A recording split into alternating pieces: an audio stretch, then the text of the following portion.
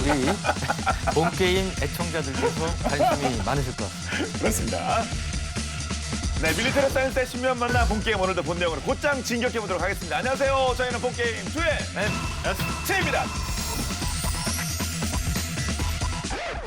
자, 그럼 오늘의 주제 영상을 통해서 먼저 확인하시죠.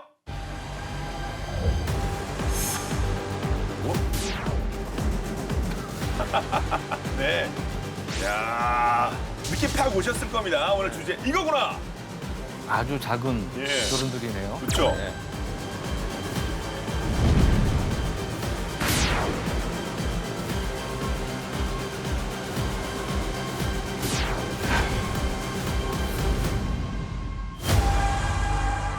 자, 과거 보병이 이렇게 수류탄을 꺼내 들고 적에게 던졌다고 한다면 이제 지금의 보병 그리고 미래의 보병은 이걸 이제 배낭에서 꺼내서 하늘로 날리게 되는데 바로 전투 드론이 되겠습니다. 그런데 오늘 그 전투 드론 저희가 뭐 전투 드론 많이 소개해드렸는데 왜 본게임 2에서 특별히 이 시간을 편성했느냐? 우리 기술로 만들었기 때문입니다. 그렇죠. 네, 우리 거기 때문입니다. 네. 맞죠? 맞습니다. 네. 그 이제 계기가 된 일이 있는데요. 지난 6월이었죠. 육군 아미 타이거 시범 여단 전투단 선포식이 있었는데요.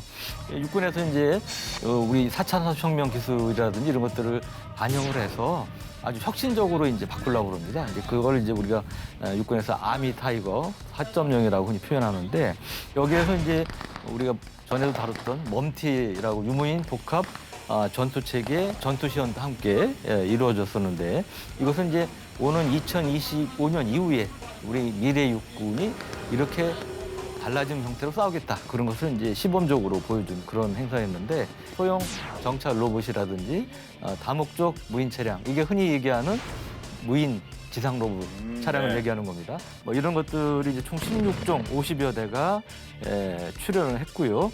근데 여기서 사실은 언론에 별로 보도는 안 됐어요.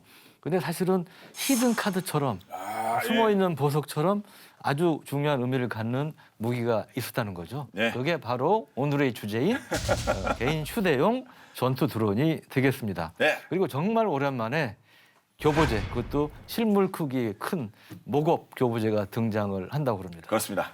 역시 말씀드린 대로 그것이 가능한 것은 네. 자, 우리 기술, 우리 방산업체가 만든 무기 체계가 바로 오늘의 주제이기 때문입니다. 그럼 어떻게 좀 가야 되지 않겠습니까? 네.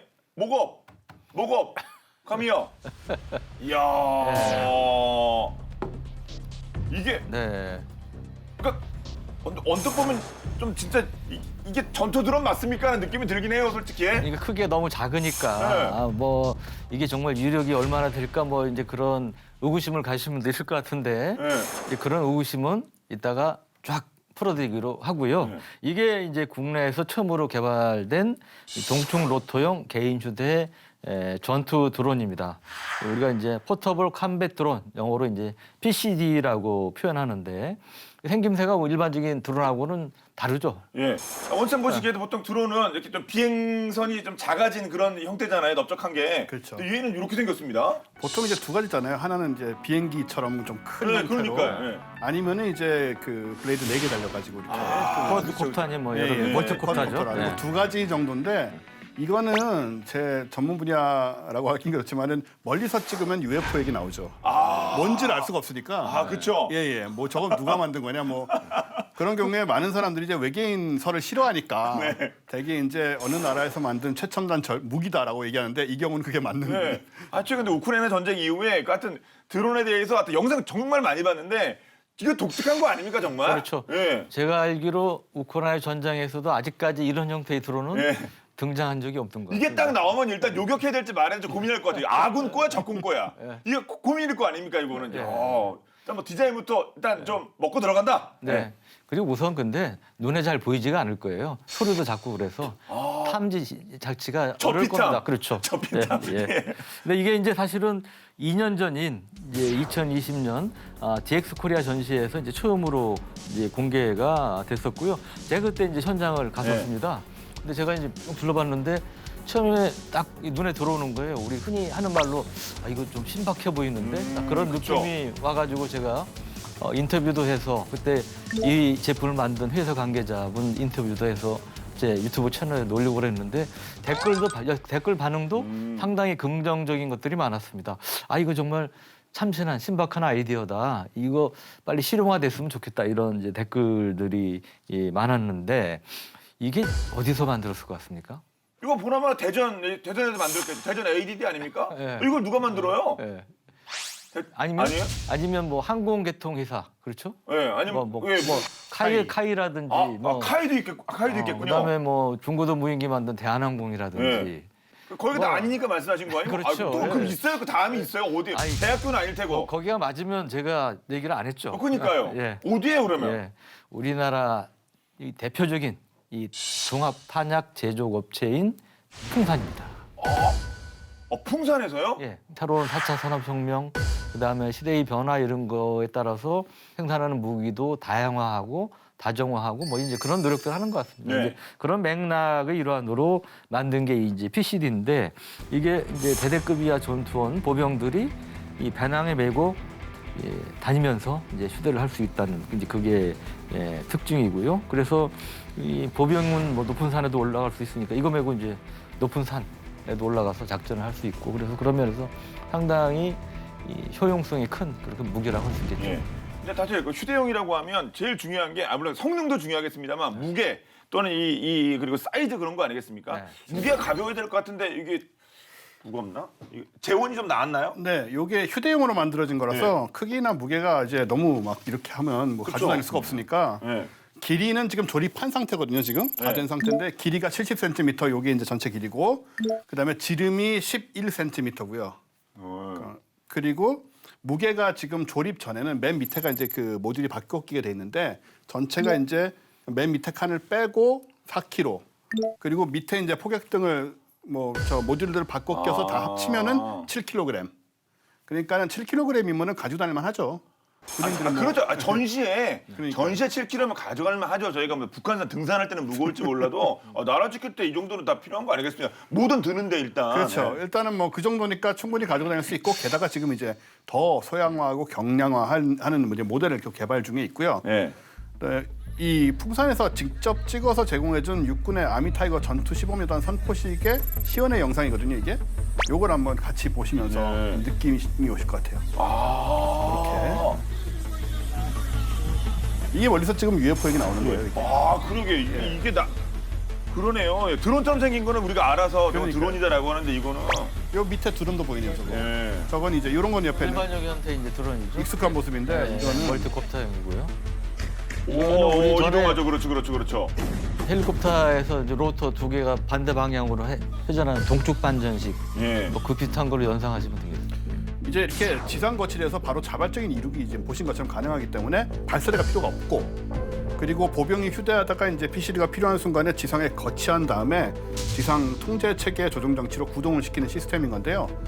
군사용 지도가 내장된 GCS로 영상을 실시간으로 전송을 받고 전장 감시, 표적 타격 이런 즉각적인 대처를 하게 돼 있고요. 또 GCS의 표적 좌표를 입력하면 PCD가 목표 지역까지 자동 비행을 할 수가 있고요.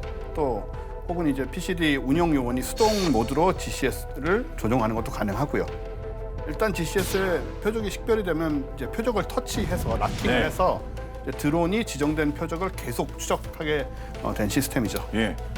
하여튼 이게 이름이 전투 드론이니까 휴대용 전투 드론이니까 얘가 전투 능력이 있어야 될 거 아닙니까? 그 전투 능력은 어떻게 되는 겁니까? 네, 이게 이제 보통 150m 상공에서 정 눈에 띄지 않게 네. 조용히 날아가서 다양한 형태 정찰은 물론이고 타격을 할 수 있다는 게 이제 장점인데요. 그래서 뭐 직접 자폭, 총들에서 자폭하는 게 있고 원거리 타격하는 게 있고 또 이제 폭탄 투하도 가능합니다. 나중에 말씀드리겠지만 다양한 형태.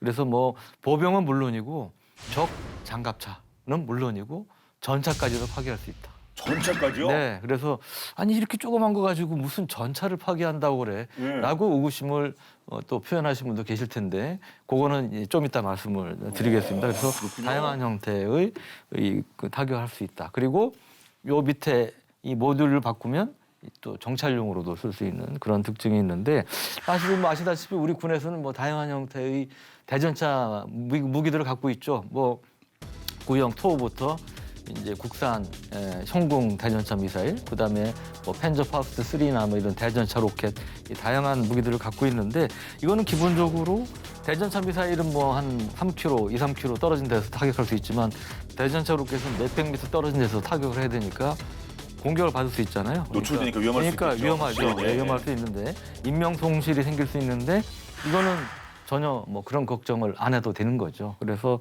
이제 그런 면에서 이제 PCD가 더욱 주목을 받고 있다고 합니다. 네. 근데 뭐 대전차 무기는 뭐 러시아 우크라이나 전쟁에서 하도 나와가지고 뭐 저희가 좀 익숙할 정도인데 뭐 이게 있었으면 또 어떤 또 전황의 변화가 있을지도 기대가 됩니다만, 근데 아무튼 요즘 현대 전쟁에서 이 드론은 진짜 중요한 거 아닙니까? 그렇죠. 사실 언젠가부터 드론이 현대전의 핵심 병기가 되다시피 하는 그런 상황인데 지난 2020년 9월에 발발했던 그 아르메니아 아제르바이잔 전쟁. 예. 그때도 이제 사실은 드론이 탱크나 오히려 뭐 보병 이런 것들보다 훨씬 더 좀 가치를 인정을 받았는데 두 나라가 공군이 없어요. 공군력이 사실상 없는 가운데 이제 드론을 활용해서 지상전을 승리로 이끄는 그런 상황이 연출이 된 거죠. 근데 아제르바이잔군은 그 TDK의 바이락타르 TB2 우리 많이 얘기 나왔던 요즘 엄청 떴죠. 예, 요 드론을 사용을 해서 아르메니아의 장갑차 포병에 막대한 타격을 입히면서 전쟁에 승리를 했고 또 패배한 아르메니아도 사실은 이스라엘제 그 하롭 자폭 무인기 이걸 써가지고 아제르바이잔의 대공 미사를 격파하는 이런 전과를 세우기도 했고요. 튀르키의 TB2는 지금 이제 우크라이나가 요긴하게 활용을 하고 있기 때문에 우리가 좀 많이 들었는데 러시아 전차 부대 초토화시키고 또 모스크바 격침에도 사용됐다고 하고요. 최근의 추세는 이제 대규모 인력과 복잡한 통제 센터가 필요한 막 150km 이상의 큰 이런 중형 대형 무인 항공기보다는 몇십 킬로나 심지어 몇 킬로그램 정도의 중량으로 이제 소수 인원이 운영 가능한 이런 드론들, 그 중에서도 타격 능력을 가진 공격형 드론이 주목을 받고 있는 거고요. 그 중 하나가 이제 우크라이나군이 운영하게 된 그 미국의 휴대용 킬러 드론이죠. 이름 뭐더라? 우리 다뤘던 것 같은데 무슨 팽이 애니메이션 나오는 그 무슨 블레이드인데 맞죠? 네, 뭔 맞습니다. 블레이드인데 뭐더라? 스위치 블레이드라는 스위치 블레이드. 스위치 드론인데 블레이드. 미국의 에어로 바이런먼트사에서 만든 건데 이 미 정부가 이제 우크라이나군에 상당량을 이제 지원한 것으로. 그러니까 보셔서 아시겠지만 이 PCD하고는 다른 형태입니다. 방식이. 네. 그러니까 동축형 그런 건 아닌데 보병 한 명이 휴대할 수 있는 그런 작은 크기 그런 점에서 이제 같고요. 그리고 이것도 마찬가지 정찰형 또 타격형 두 가지가 있는데 정찰형 외에 또 이 타격형의 경우는 사람만 잡을 수 있는 게 있고 대인 공격용 작은 겁니다. 그거는 이제 300 모델이라고 하고요. 그 외에 이제 뭐 장갑차라든지 전차 상부 등을 타격하는 좀 더 강력한 탄두를 가진 좀 더 큰 모델이 있어요. 그거는 이제 600 모델이라고 표현하는데 이제 두 가지 모델이 있는 것으로 돼 있고요. 지금 사진에서 보시는 거는 이제 대인 공격용 300 모델입니다. 그래서 길이가 60cm, 무게는 2.5kg이고 그래서 2.5kg니까 상당히 좀 가벼운 거죠. 그러네요. 이거보다 좀 더 가벼운 네. 그런 형태고 최대 15분 동안 반경 10km 의 비행이 가능한 것으로 알려져 있고요. 그리고 이게 여기서 보시지만 이런 박격포처럼 생긴 튜브에서 발사가 됩니다. 그러네. 뽕 하고 나갈 예, 것 같네요. 예, 솔직히. 튀어나간 다음에 이제 가동이 돼가지고 움직이는 이제 그런 형태인데 앞부분에 이제 탄두가 이제 장착이 돼 있고 그다음에 앞에 이제 이 조그마한 구멍들이 보이시잖아요. 이게 센서들입니다. 여기 센서를 통해서 목표물을 확인한 다음에 정확히 자폭 공격을 하도록 하는 이제 그러한 이제 방식이고 이게 이제 한 개당 가격이 6,000달러. 그러니까 우리 돈으로 한 800만 원 정도 된다고 그럽니다. 그리고 뭐 아까 말씀 2.5kg밖에 안 되니까 가벼워서 운반하기 쉽다는 것들 이제 그런 것들이 장점이고 그래서 실제로 이거는 아프간전이라든지 이런 실전에 미 육군하고 해병대가 많이 사용했어요. 이미 썼군요. 우리가 생각하는 것보다 상당히 많은 숫자를 사용을 했고 특수전부대도 마찬가지 사용을 했고요. 그래서 이 우크라이나 전쟁의 경우는 이제 러시아 정유시설을 공격하는데 이 스위치 블레이드가 활용이 됐다는 그런 얘기가 있습니다. 네. 근데 딱 봐도 뭐 가장 큰 차이가 이 스위치 블레이드하고 우리나라 풍산 제품하고는 생긴 게 확 달라요. 그렇죠. 뭐 말이 드론이지 완전히 다르게 생겼는데요. 예. 이 스위치 블레이드는 우리가 이제 뭐 약간 비행기 형태 혹은 뭐 큰 무인기 같이 이렇게 그런 모습으로 생겼다면은 보시는 것처럼 PCD는 완전히 다르게 생겼죠. 요건 이제 원통형의 몸통에 지금 이 블레이드가 이제 예. 반대 방향으로 회전하는 이 로터 블레이드 프로펠러가 2개가 달려 있는 거죠. 네. 그래서 이제 동축이라는 거는 이제 축이 이렇게 하나의 축을 가지고 이제 그 동일한 축 선상에서 움직인다는 얘기인데 이제 반대로 회전을 하는 거죠. 보통 헬기도 이제 큰 것들 이렇게 블레이드가 2개 겹으로 달린 건 다 반대로 회전을 하는 방식이니까 최근에 널리 사용되는 그 일반 회전식 멀티콥터형 드론 저런 드론은 이제 4개 이상의 모터하고 프로펠러를 수평으로 넓게 이제 펼쳐가지고 비행을 하게 되는데 2개를 비교해 보면은 일단 동축 로터형이 사실은 멀티콥터형보다 비행 효율이 높죠. 왜냐하면 이게 훨씬 크잖아요, 프로펠러가. 네. 여기 저것에 비해서 같은 크기를 봤을 때 프로펠러가 어마어마하게 큰 거죠. 와, 그렇죠. 이 프로펠러가 만약에 4개 달려 있으면 이렇게 커져야죠. 예. 이렇게 커져야죠. 그러면 이거 우리 테이블만 하겠네요. 네. 그러니까는 이 크기를 비교해 보시면은 예. 사실은 날개가 이 프로펠러가 굉장히 큰 거고요. 동축이 엄청 효율적이긴 하네. 그런 면에서 보면. 그렇죠. 사실 예. 뭐 그런 점들 그래서 양력을 잘 발생시키는데 아주 유리한 예. 장점이 있고 굉장히 안정적으로 비행할 수 있고 또 무게 중심도 낮잖아요. 밑에 뭐 이렇게 다 장착을 모듈 하게 돼 있으니까 그런 장점들이 있다 보니까는 아무래도 운행에 유리하고 소음도 적고요. 그리고 수직으로 서서 비행하잖아요. 아까 보신 것처럼. 그러다 보니까는 멀리 가면은 이제 이렇게 선이 돼가지고 보이질 않죠. 사실 그 세로선 같이 그냥 이렇게 사실 뭐 배경에 녹아 들어간다거나 네. 뭐 이런 형태가 되기 때문에 소리도 적게 은밀하게 잘 안 보이게 적에 접근할 수 있다. 이런 장점이 있는 거죠. 예. 아주 디자인상의 그런 동축만의 장점이 있고 또 다른 장점은 또 어떤 게 있습니까? 네. 모듈화 개념을 적용했다는 게 이제 장점인데요. 모듈화? 예. 예. 그러니까 요 아랫부분을 이제 정찰형과 이 공격형 이 2가지 모듈이 있는데 뗐다 붙였다 아주 쉽게 할 수가 있어요. 근데 지금 이제 붙어 있는 거는 우리가 이제 폭발 성형 관통탄, 우리 EFP탄이라고 그러는데 이게 이제 전차 장갑차 등을 타격할 때 이제 쓰는 모듈이고 이게 150m에서 쓴다고 그랬잖아요. 네. 근데 이제 전차의 경우도 웬만큼 다 파괴할 수 있다. 이 정확한 이 관통 능력은 이제 보안상이어서 말씀드리기 네. 어려운데 보통 전차 상갑 두께가 한 30에서 40mm가 됩니다. 근데 제가 알기로 제가 얼핏 듣기로 이거는 그거의 한 2배 70mm 정도를 관통할 수 있기 때문에 전차를 뭐 신형 전차도 웬만큼 파괴할 수 있다 이제 그런 얘기가 나오고 있고요. 또 하나는 이 풍산이 제가 뭐 갑자기 풍산 홍보맨이 된 것 같은데 이 세계에서 이 EFP탄 이 관통 능력 위력 관련해서 세계 최고랍니다.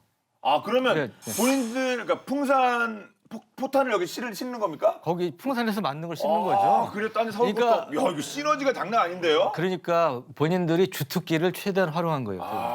예. 이게 왜 풍산에서 만들어져 좀 예, 그랬는데 예, 예. 풍산이 원래 그런 탄을 만드는 그렇죠, 데니까. 그렇죠. 예.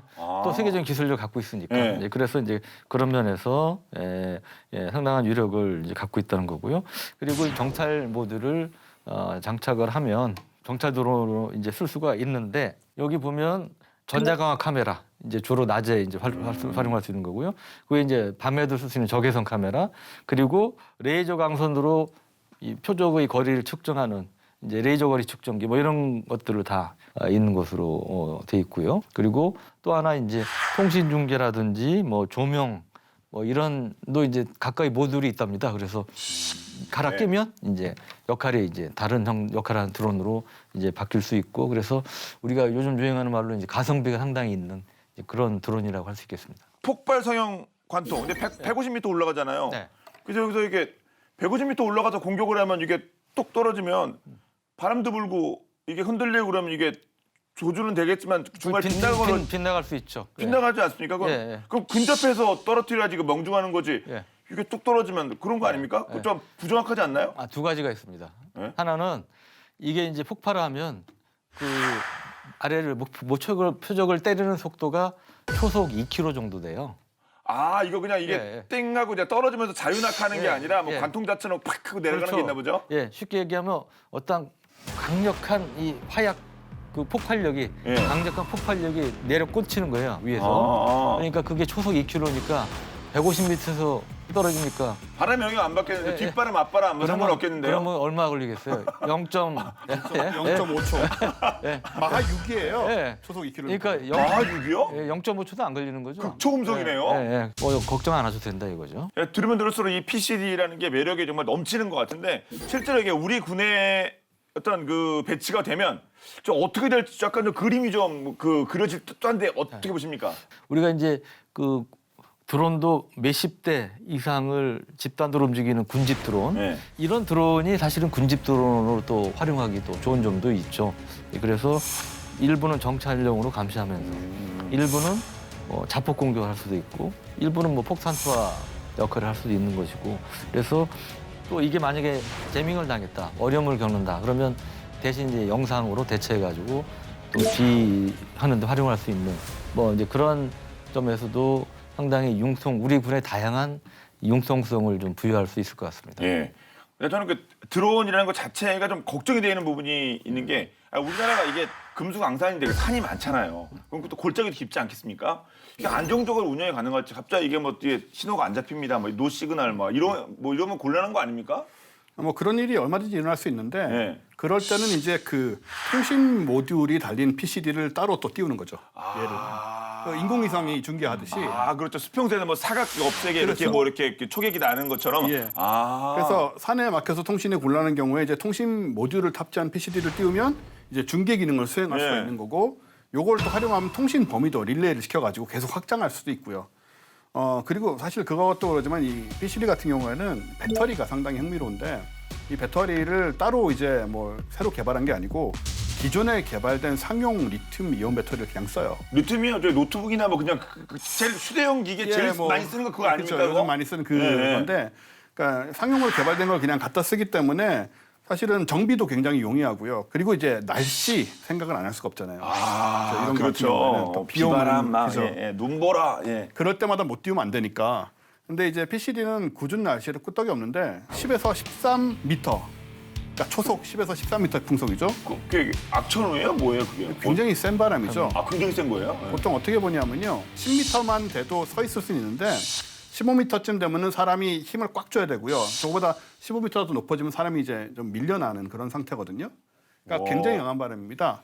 그 상태에서도 충분히 10에서 13 사이에서는 충분히 운용이 가능하다고 하고 19m 바람이 불어도 호버링하고 제자리에 떠 있을 수가 있대요. 움직이는 거 뭐 서 있을 수 있다고요? 이제 같은 힘으로 밀면 되니까. 와, 그럼 땅 딛고 서 있는 그 사람 기자분들이 이거 하잖아요. 이렇게 막 지금 뭐 여기는 뭐 바람이 불어오기는 우산 접혀나가고 그거 근데 그렇게 바람이 부는 데서 얘가 하늘에서 그냥 호버링 서 있는 건 가능하다고요? 그렇다고 합니다. 아니 그러면 우리 보병들이 이 PCD를 운영하게 되면 예상되는 효과가 좀 확실할 것 같은데 어떤 것들이 있을까요? 예, 마침 이제 PCD 전투 효과들을 분석한 그런 논문이 한국 국방 경영 분석 학회지에 이제 게재가 된 적이 있었는데 그때 이제 9개 부대를 대상으로 해서 장교 102명을 한테 이제 물어봤답니다. 그 설문을 해봤는데 이 사람들은 참고로 이제 모두 대대급 이하 부대 지휘관 또는 참모 역할을 하는 그러니까 최일선에서 예. 근무하는 이제 그런 부대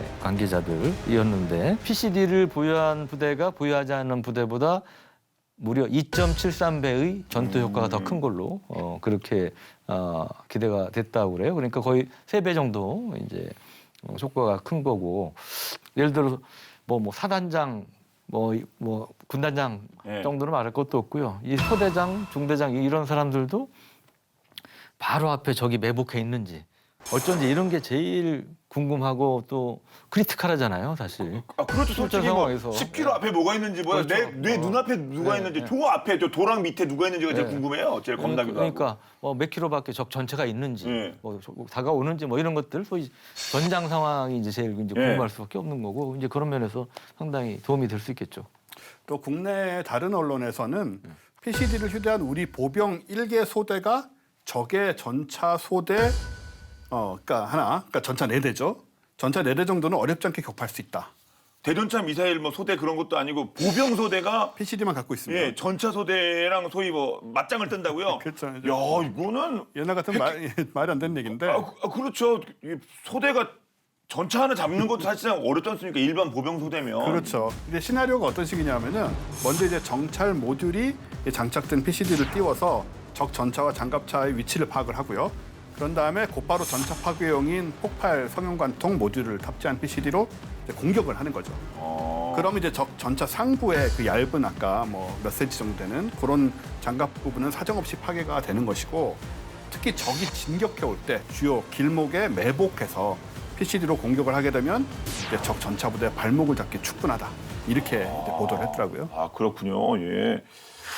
그런데 이 현대전의 판도를 바꾸는 이 게임 체인저, 바로 이 군사용 드론인데 지금도 그래서 계속 언급하고 있고요. 근데 저 멀리 인도에서 지뢰를 탐지하고 심지어 제거까지 하는 드론이 나왔다고 합니다. 그런데 그 개발자가 누구냐? 인도의 그 개발자는 나이가 14살입니다. 이야, 14살 대박입니다. 과연 어떤 사연일지 14살의 인도 지뢰 제거 드론 만든 개발자 만나보겠습니다.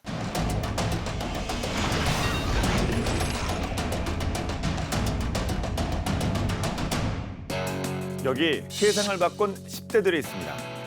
유방암을 예방하는 스마트 브레이지어를 만든 18살 소년 훌리안 리오스 칸투. 2012년 세계 최초 췌장암 조기 진단 키트를 개발한 15살 소년 잭 안드라카. 고흡수성 폴리머로 가뭄을 해결한 16살 소녀 키아라 니르긴까지. 어린 나이에도 불구하고 세상을 위한 훌륭한 발명품들을 만들어냈는데요. 인도에 사는 14살 소년 하시와단 잘라 역시 마찬가지입니다. 더 안전한 세상을 만들기 위해 이것을 만들어 모두를 깜짝 놀라게 했는데요. 인도 정부의 관심을 한 몸에 받은 잘라의 발명품은 대체 무엇일까요?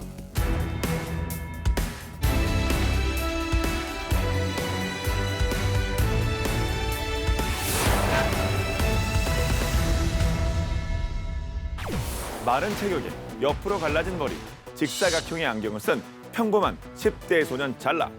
이 소년의 인생이 여느 10대와 달라지기 시작한 건 우연히 본 TV 프로그램에서부터였는데요. 2015년 12살 소년이었던 잘라는 인도 군인들이 금속 탐지기를 이용해 지뢰를 탐지하던 중 갑자기 지뢰가 폭발해 많은 군인들이 숨지는 영상을 보게 됩니다. 지뢰가 무엇인지도 몰랐던 잘라에게 그 영상은 너무도 큰 충격이었죠. 평생 장애를 가지고 살아가는 군인들의 모습은 결코 잊혀지지 않았는데요. 한편으론 이렇게 기술이 발전한 시대에 살고 있음에도 지뢰에 대한 해결책을 찾지 못한 것에 대해 의아함이 들었죠. 그때부터 잘라는 학업은 잠시 미루고 PC방에 틀어박혀 지뢰와 지뢰 탐지기 기술을 파헤치기 시작합니다. 전 세계엔 여전히 1억 1천만 개의 매몰된 지뢰가 있고 15분마다 한 명꼴로 매일 약 70명의 사망자가 발생하고 사상자인 군인뿐만 아니라 민간인과 어린이들이 포함되어 있다는 사실을 알게 됩니다. 또 가장 정교한 지뢰 탐지기일지라도 사람의 개입 없인 지뢰를 탐지할 수 없다는 것을 발견하죠. 어떻게 하면 사람이 다치지 않고 지뢰를 제거할 수 있을까? 고민 끝에 잘라는 발명품을 직접 만들기로 마음먹는데요. 또래 친구들이 게임하고 신나게 놀 때 잘라는 오직 연구에만 몰두, 또 몰두했죠. 14살이면 진짜 친구들이랑 한창 놀 때인데 마치 연구하는 게 놀이인 듯 잘라는 개발에만 심취했습니다. 처음엔 지뢰를 제거할 수 있는 로봇 형태로 제작했는데요. 하지만 로봇은 땅에 닿을 뿐더러 무게 탓에 지뢰가 터질 가능성이 컸죠. 그래서 가벼우면서도 땅에 닿지 않는 드론 형태로 만들게 되었는데요. 드론을 만드는 것은 그리 어렵지 않았습니다. 부족한 지식은 너튜브를 통해 얻었고 공부했으니까요. 문제는 플라스틱 지뢰를 탐지하고 제거한 뒤 무사히 복귀하는 기술이었죠. 하지만 잘라가 누굽니까? 의지의 소년. 진동파를 시작으로 센서와 드론 부품 일부를 용도에 맞도록 설계하는 데 성공합니다. 그렇게 수많은 시행착오를 거쳐 2016년 1년여 만에 드디어 이글 A7 지뢰 제거 드론이 탄생했는데요. 대체 얼마나 대단한 드론인가 스펙을 한번 살펴보자면 일단 비주얼만 보면 크게 특별한 건 없어 보이는데요. 하지만 자세히 하나하나 살펴보면 각종 센서와 열측정기 그리고 21메가픽셀 카메라와 50g짜리 폭탄이 장착돼 있는 것을 확인할 수 있죠. 작동 방식은 간단한데요. 지뢰를 촬영하고 탐지한 뒤 레이저를 이용해 지뢰를 제거하는 방식으로 100km 떨어진 곳에서도 원격 조작이 가능하기 때문에 군인들은 지뢰밭에서 멀리 떨어진 곳에서도 안전하게 지뢰를 감시하고 제거할 수 있었죠. 그렇다면 잘나는 그 어린 나이에 대체 어떻게 이런 획기적인 발명품을 만들 수 있었을까요? 학교의 적극적인 지원 덕분에? 부모님이 유명한 과학자라서? 모두 아닙니다. 물론 잘나의 천재성도 한몫했지만 지뢰 제거 드론을 만들 수 있었던 건 잘나의 집념 덕분이었는데요. 프로젝트를 끝낼 충분한 자금이 없었던 잘나는 중간에 큰 위기를 겪습니다. 가정 형편이 넉넉한 편이 아니었기에 부모님께 손을 벌릴 수도 없고 14살 소년이 대출을 할 수도 없고 포기를 몰랐던 잘나는 오랜 고민 끝에 직접 돈을 벌기로 결심합니다. 본인이 가진 넓고 풍부한 지식을 바탕으로 과외를 해 소정의 수업료를 받은 거였죠. 그렇게 번 돈은 오로지 지뢰 제거 드론 개발에만 사용했습니다. 91에서 93%의 정확성을 가지고 있는 이글 A7을 상용화하기 위해 잘나는 12개의 회사들과 접촉해 설득에 나섰는데요. 하지만 왜인지 12개 회사 모두 거부하죠. 별다른 방법이 없었던 잘나는 직접 회사를 세우기로 결심하는데요. 자신의 학비와 과외하면서 모은 돈을 투자해 에어로보틱스 세븐테크 솔루션스라는 회사를 차립니다. 그 후로 잘나가 개발한 지뢰 제거 드론은 어떻게 됐냐고요? 2017년 인도 최대 무역 박람회에서 잘나는 자신이 만든 드론을 선보이며 멋지게 프레젠테이션을 했는데요. 지뢰 제거 드론은 당시 큰 주목을 받았고 인도 정부는 잘나의 드론이 현재 군대에서 사용하는 드론보다 성능이 우수하고 저렴하다고 판단, 잘나와 기술 개발 계약을 맺어 총 5천만 루피, 우리 돈으로 약 8억 7천만 원의 계약금을 지원하며 그의 천재성과 드론 성능에 아낌없는 찬사를 보냈습니다.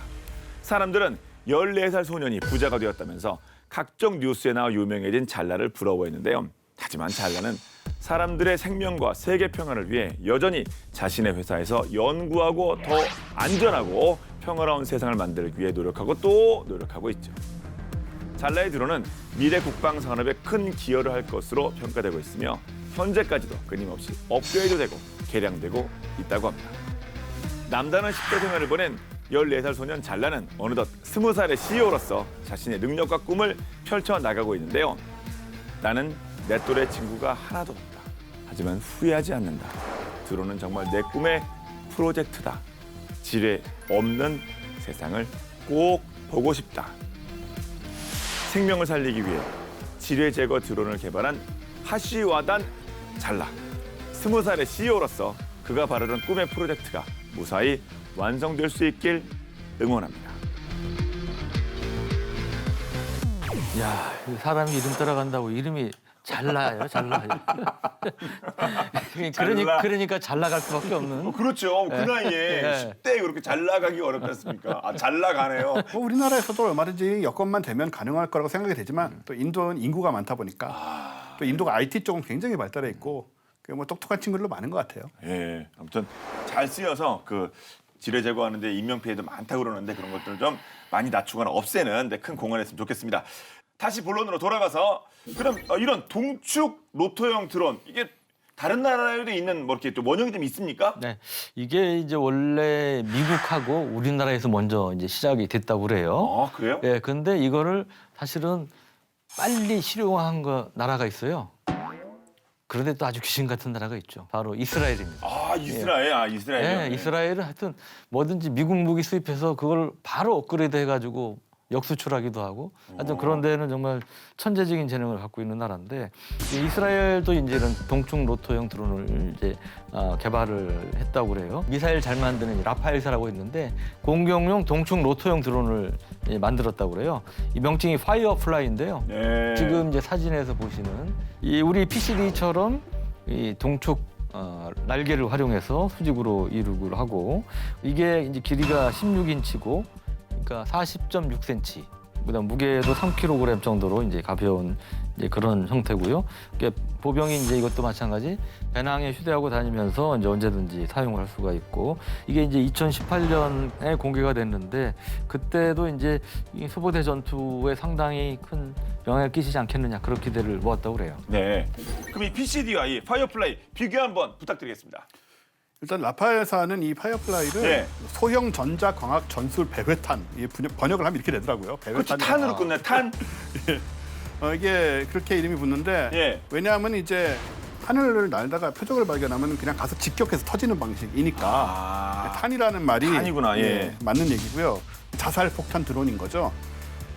그러니까 이제 일회용으로 쓸 수밖에 없고요. 그런 점에서 이제 PCD하고는 다르죠. 우리는 이제 재사용할 수 있는 이제 모듈에 따라서는 그런 상황들이 이제 많이 있으니까.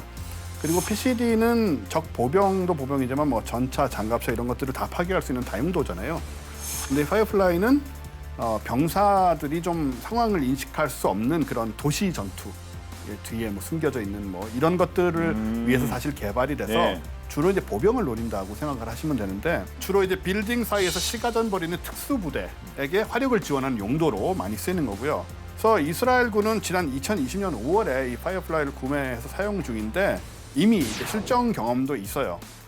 시기는 밝혀지지 않았지만 건물에서 이제 이스라엘군을 공격하는 테러리스트를 상대로 이미 파이어플라이를 이제 사용을 해봤다고 합니다. 네. 근데 아무튼 뭐 전력화가 됐다고 말씀드렸는데 그래서 그런가 이게 이 파이어플라이를 미군이 도입할 예정이라고요? 네, 그 미국군이 올 봄에 이제 파이어플라이 평가 시험을 이제 했다고 그러는데 이제 그 중에 하나가 건물 이제 상층부에 그 가상의 이 저격수를 이제 매복을 시켜줬는데 이때 이제 파이어플라이 운영자가 이 파이어플라이를 써서 저격수를 잡았는데 그냥 폭발이 아닌 비활성 탄을 발사해가지고 정확히 목표물을 타격을 했다고 합니다. 미국군에서는 현재 이제 파이어플라이 성능을 분석을 하고 있고 곧 구매 여부를 결정한다고. 네. 아직 결정되지 않았으면 이스라엘 이 제품만이 아니라 우리 풍산에 이 PCD도 있는데 이거 좀 알려줬으면 좋겠거든요. 그 구매 담당자한테. 그러면 이 PCD하고 이 파이어플라이 좀 비교 좀 해주시겠어요? 네. 어떤 부분에 또 우위를 가지고 있는지 우리 PCD가? 아까도 잠깐 말씀드렸지만 우리 이제 PCD 무게가는 4kg, 파이어플라이는 3kg이어서 우리께 약간 무겁죠. 1kg. 예. 아까도 PCD에는 다양한 임무 모듈이 있다고 그랬잖아요. 그게 이제 3kg까지 이제 탑재를 할 수가 있는데 파이어플라이는 350g 달 수 있다.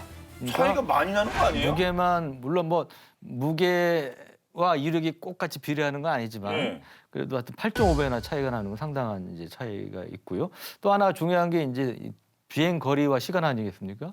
뭐 PCD는 이제 폭약 모듈을 싣고 30분 동안 5km 이상 비행을 할 수가 있는데 파이어플라이는 최장 15분 동안 1km 정도만 이제 비행을 할 수가 있다고 그래요. 그러니까 뭐 비행 거리에 있어서 한 5배 정도 이제 차이가 나죠. 또 여러 가지 그 잠재적인 경쟁자가 있을 거 아닙니까? 경쟁자가 될 만한 그런 드론 있습니까? 사실 드론이 가벼우면 좋잖아요. 휴대도 편하고. 그게 짱이죠, 솔직히. 그렇죠. 30g 정도면 어떨 것 같으세요? 저희 4kg인데 30g이요? 300도 아니고. 오른쪽 사람 얼굴하고 비교하시면 손이랑 얼마나 작은지 보실 수 있는데. 이거 모형 아닙니까? 이게 진짜 예, 저게 진짜예요. 헬리콥터처럼 생겼는데 또? 이게 이제 33g 주머니에 쏙 들어가는 그러니까 무게를 사실 느낄 수 없죠. 와. 그런 드론인데 미군이 병사들에게 지급하기 위해서 4천만 달러 524억 원어치를 주문한 블랙호넷 PRS라는 건데요. 저렇게 작다 보니까는 뭐 헬리콥터랑 똑같이 생겼습니다. 보시면은 진짜 귀엽네요. 이거 이제 뭐 카메라라든가 모터 이런 게 원체 소형화 기술이 좋아지다 보니까 개발이 가능했던 건데 길이가 17cm니까 한 뼘이 안 되고요. 무게가 33g이고 그냥 군인들이 전투복 주머니에 실제로 넣고 다니다가 또 혹은 뭐 허리띠에 부착해 갖고 다닐 수가 있어요. 근데 크기가 작다고 마냥 무시할 수 없는 게 초당 6m 속도 최고 아주 빠르진 않지만 이 크기로 생각하시면 그렇죠. 예. 그리고 2km까지 날아갈 수 있습니다. 와. 굉장한 사실 저 크기로 보면 굉장한 성능이고요. 또 한 번에 비행할 수 있는 시간이 최대 25분. 이야, 그 배터리.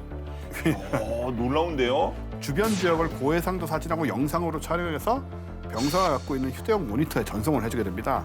개인용 정찰 드론인데 약간 뭐랄까 그 고프로를 날렸다라는 느낌? 그런 느낌을 좀 주는 것 같고요. 당연히 사이즈가 이렇다 보니까 무슨 뭐 폭탄을 실어 나른다거나 그런 기능은 없습니다. 그래서 이 블랙호넷은 미 육군 1개 여단에 지금 지급된 후에 점차 확대 보급할 예정이라고 하는데 좀 더 앞서 발빠르게 선점한 나라들도 있습니다. 지금 호주, 프랑스 등 이제 전 세계 30개국에 이미 8천여 대가 공급이 돼 있고 전장에서 이미 활용 중이라고 합니다. 예. 자, 우리나라도 이런 시류의 발명자 PC들을 개발하고 있는 만큼 자, 미래 좀 청사진이 있겠죠? 네, 처음 시작할 때 이제 육군에서 그 아미 타이거 4.0 시범 전투단 전투 여단 그 창설식 행사를 했다고 말씀드렸는데 그게 이제 우리 미래 육군의 핵심 컨셉입니다. 그래서 여기에는 이제 몇 가지 핵심 개념이 있는데 그 우선 그 다양한 플랫폼으로 움직이는 기동화. 두 번째는 요즘 이제 제일 큰 화두로 돼 있는 AI, 이제 인공지능을 활용해서 이 상황 판단하고 결심을 지원하는 지능화. 그리고 세 번째가 오늘의 주제도 포함되지만 이 드론과 로봇을 활용하는 이제 육군에서 이제 드론봇이라고 표현하는데 이런 드론봇 전투 체계 모든 이런 체계가 아주 유기적으로 연결되는 네트워크화 이런 것이 이제 아미 타이거의 핵심적인 이러한 이제 컨셉이 되겠고요. 드론봇 많이 들어봤는데 드론봇 개념이 정확히 뭡니까? 뭐 봇이란 거는 이제 로봇이란 말인데 여러 가지 의미로 쓰이잖아요. 지금 우리 옛날에 가서 봤던 뭐 그 지뢰 제거용 로봇이라든가 그런 것부터 시작해가지고 사실 그래서 우리 군도 지금 드론과 로봇을 활용한 드론봇 전투단 구축에 박차를 가하고 있고요. 만약에 전쟁이 발발하게 되면 공격형 드론 부대가 적 지도부나 탄도미사일, 뭐 장사정포의 핵심 시설을 감시를 하게 되고 필요시 드론을 이용해 공격을 수행할 수도 있고 혹은 뭐 보병과 그 봇이 같이 또 공격을 할 수도 있는 거고요. 네. 그래서 육군은 앞으로 2027년까지 신속 대응사단과 기동사단 등에 먼저 드론 전투 체계를 전력화하고 또 2030년까지 전 부대를 확대한다는 계획을 밝히기도 했고요. 연간 1,000명의 드론봇 전사 양성을 목표로 장설한 드론 교육센터가 있습니다. 요것 또한 꾸준히 또 확대 설치 중으로 알려져 있습니다. 네, 기대가 큽니다. 그런데 우크라이나에서 최근 이 드론의 어떤 그 효율이 좀 떨어졌다는 얘기가 있거든요. 뭐 러시아에서 뭐 전자전, 뭐 또 아니면 뭐 카운터 이 드론 이 준비를 많이 해서 그렇다고 하는데 그러면 이게 우리 드론 쪽도 약간 좀 영향을 받는 거 아닐까 하는 걱정 좀 들긴 하거든요. 맞습니다. 그 아프가니스탄 전에서 이 미국의 이제 드론 무인 정찰기 중에 칸다하르의 야수란 별명을 얻은 게 있어요. 네. 그게 이제 스텔스 무인 정찰기인데요. 그러니까 전형적인 가오리 형태로 생긴 이제 그런 아주 극비 무기였는데, 근데 이게 이란에서 이걸 똑같은 걸 만든 거예요. 그 RQ-170 센티넬이라는 건데 어떻게 만들었냐? 미국 이란 정찰하려고 띄웠는데 이란이 그거를 손상 없이 그냥 노획을 했어요. 그걸 어떻게 했느냐? 결국은 미국이 어떤 그 네트워킹, 그러니까 그 데이터 링크라든지 지령하는 그거를 해킹을 해가지고 내려앉혔다는 거죠. 그래서 똑같이 RQ-170과 똑같은 드론들을 이란이 지금 양산하고 있어요. 그러니까 아주 이게 상징적인 그런 사건인데 실제로 이제 안티 드론이라고 드론에 대한 대응책들이 여러 개 나와요. 우리가 이제 전에도 얘기했지만 그물로 잡아서 떨어뜨리는 것도 있습니다. 그리고 심지어 뭐 독수리를 훈련시켜서 잡게 하는 그런 것도 있고. 매가 아니라 독수리입니까? 그거냐? 사이즈가 좀 있어야 되겠구나. 유럽 경찰에서 그 실제로 아주 유명한 사진인데 그런 경우도 있어요. 그리고 이제 해킹을 해서 깔아앉히는 게 있어요. 제로 친하겠네요. 해킹을 해서 내려앉히는 게 있어요. 그래서 그런 걸 우리나라에서 개발해서 중동 지역에 수출하는 그런 업체도 있는데 이제 그런 면에서 상당히 이 보안에 신경을 써야 될 겁니다. 네. 자, 보병에게 막강한 활약 지원은 물론 든든한 보디가드가 되어줄 개인 휴대용 전투 드론에 대해서 짚어봤는데 두 분 끝으로 한 말씀씩 부탁드립니다. 저는 앞으로 뭐 물론 몇십 년 후가 되겠지만은 결국은 이제 보병이 가면은 저 PCD 같은 게 하나 옆에 계속 떠서 같이 다니는 그리고 옆에 땅을 가는 로봇 그렇죠. 그것도 같이 셋이 돌아다니면서 운용을 하는 방식이 되지 않을까.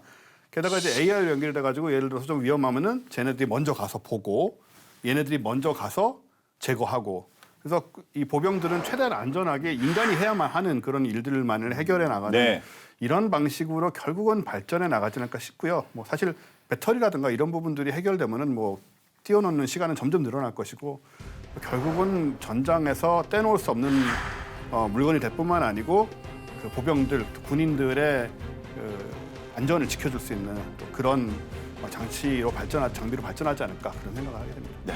네. 오늘 본게임 여기까지입니다. 자, 본게임 국방TV 앱을 통해서 언제든지 시청할 수 있으니까 많은 활용 부탁드리겠습니다. 다음 수업 또 화끈한 내용을 돌아올게요. 지금까지 저희는 본게임 2회 S. 지었습니다. 고맙습니다. 감사합니다. 지금이라도 피사라고 할까요? 피사가 참 열심히 하시네요. 우리 우리 전에 방산업체는 우리가 그냥 얘기하죠. 뭐. 우리 전에 본게임 시즌 1에서 그 127mm 유도포탄